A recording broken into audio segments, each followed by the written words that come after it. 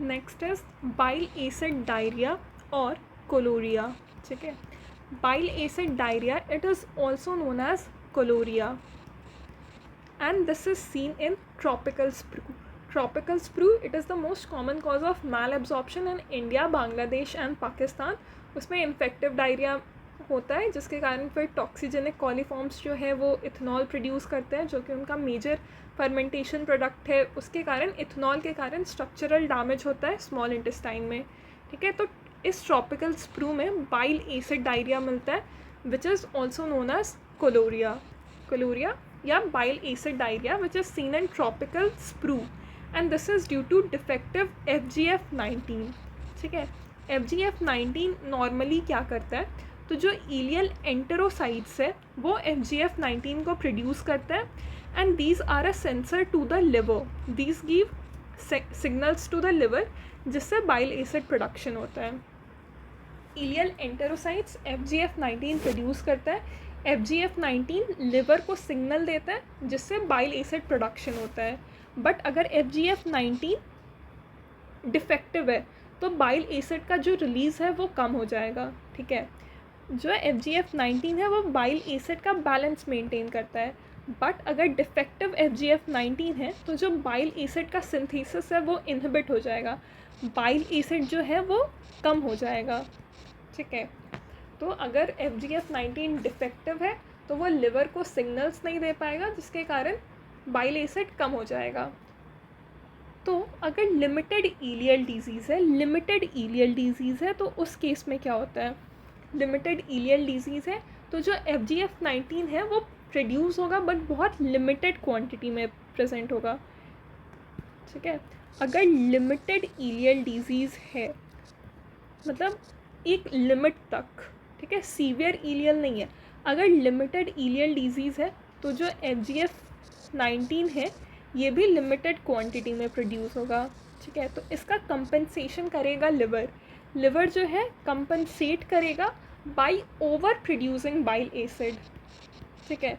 Liver compensate करता है bile acid diarrhoea में, लिवर कंपनसेट करता है, ये ओवर प्रोड्यूस करता है बाइल एसिड को, ठीक है। अब ये जो बाइल एसिड है ये Na+, Cl- और K+ को रिमूव कर देता है, Na+, Cl- और K+ को इंटेस्टाइनल एपिथेलियम से रिमूव कर देता है, ठीक है। लिवर कंपनसेट कर रहा है, एक्सेस बाइल एसिड है जो कि कोलोन में एंटर करता है, ठीक है, और ये इलेक्ट्रोलाइट्स का सीक्रेशन करवाता है, एपिथेलियल सेल से इनको रिमूव कर देता है, ठीक है, और इसको बोलते हैं बाइल एसिड डायरिया। बट क्योंकि यहाँ पे बाइल एसिड है तो देयर विल बी नो स्टियाटोरिया या माल एब्जॉर्प्शन, बाइल एसिड डायरिया में कोई भी स्टियाटोरिया या माल एब्जॉर्प्शन प्रेजेंट नहीं है, ठीक है।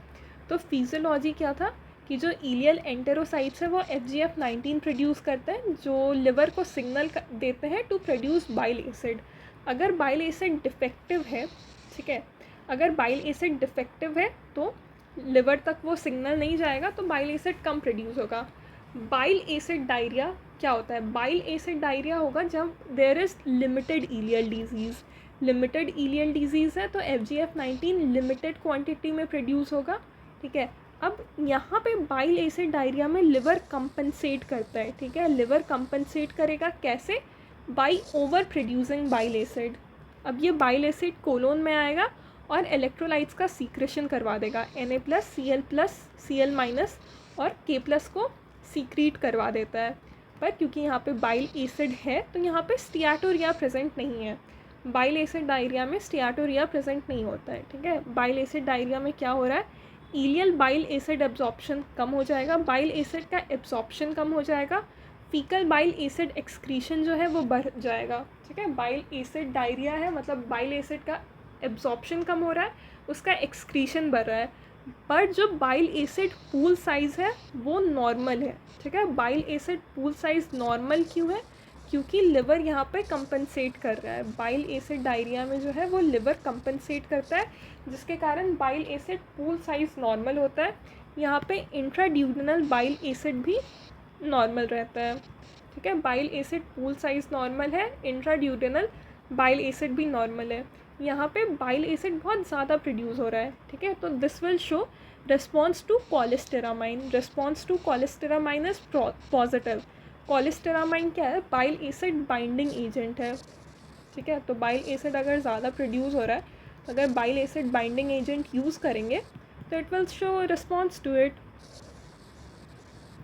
तो response to cholestyramine is present and response to low fat diet is negative, क्योंकि यहाँ पे स्टियाटोरिया हो ही नहीं रहा है। तो response to low fat diet is negative. Steatorrhoea यहाँ पे नहीं होता, माल एब्जॉर्प्शन यहाँ पे नहीं होता, ठीक है। और मेन चीज़ तो ये है कि बाइल एसिड डायरिया कहाँ पे होता है? When there is limited ileal disease, limited ileal disease है और लिवर कंपनसेट भी कर रहा है, ठीक है। तो it will show response to cholestyramine, it will show response to low fat diet no, because bile acid diarrhoea में स्टियाटोरिया प्रेजेंट नहीं होता। तो it shows response to cholestyramine yes, it shows response to low fat diet no. दूसरा है fatty acid diarrhoea. Fatty acid diarrhoea कब दिखता है? When there is severe ileal disease, severe ileal disease होगा, ठीक है। सीवियर इलियल डिजीज़ है और यहाँ पे जो लिवर है वो कंपनसेट नहीं कर रहा है, वो बाइल एसिड को प्रोड्यूस नहीं कर रहा है। तो एक तो सीवियर इलियल डिजीज़ है, सीवियर इलियल डिजीज़ है, लिवर भी कंपनसेट नहीं कर रहा है, तो यहाँ पे बाइल एसिड नहीं होगा, तो मैल एब्जॉर्प्शन होगा, ठीक है। मैल एब्जॉर्प्शन होगा जिसके कारण कोलोन में फैटी एसिड्स प्रेजेंट होंगे। तो अगर फैटी एसिड्स प्रेजेंट है तो स्टियाटोरिया प्रेजेंट होगा।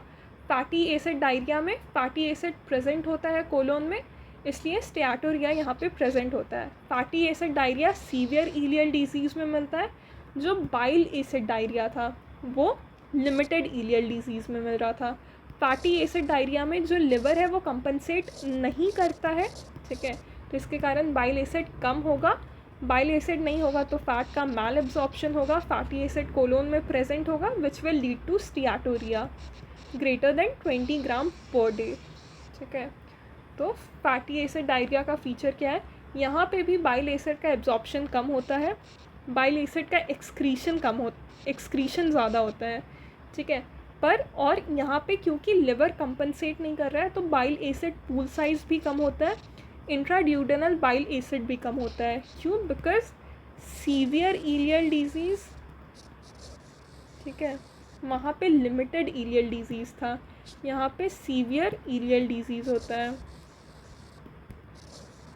ठीक है। और वहाँ पे लिवर कंपनसेट कर रहा था, यहाँ पे no compensation by liver, no compensation by liver, इसलिए यहाँ पे जो बाइल एसिड पूल साइज़ है वो कम होता है और इंट्राड्यूडेनल बाइल एसिड भी कम होता है, ठीक है। और यहाँ पे बाइल एसिड है ही नहीं तो the response to cholestyramine is negative, ठीक है। क्योंकि अगर बाइल एसिड ज़्यादा होता है तो ना bile acid binding agent use करते हैं, तो यहाँ पे तो बाइल एसिड है ही नहीं, तो response to cholestyramine is negative.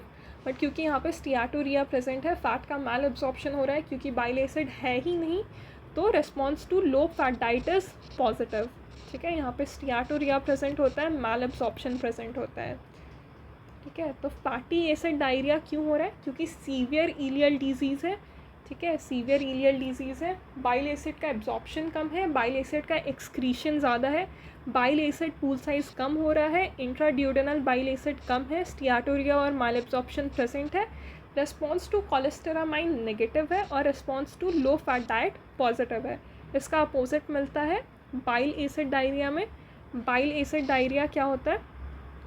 ये कब मिलता है? When there is limited ileal disease, ठीक है। यहाँ पे भी बाइल एसिड का एब्जॉर्प्शन कम होगा, एक्सक्रीशन ज़्यादा होगा, बट यहाँ पे क्योंकि लिवर कंपनसेट करता है तो bile acid pool size normal रहता है, इंट्राड्यूडेनल बाइल एसिड नॉर्मल रहता है, बट यहाँ पे स्टियाटोरिया और मैल एब्जॉर्प्शन एब्सेंट होता है। रिस्पॉन्स टू कोलेस्टेरामाइन पॉजिटिव होता है क्योंकि यहाँ पे बाइल एसिड बहुत ज़्यादा है क्योंकि लिवर कंपनसेट कर रहा है, और response to low fat diet भी नेगेटिव होता है।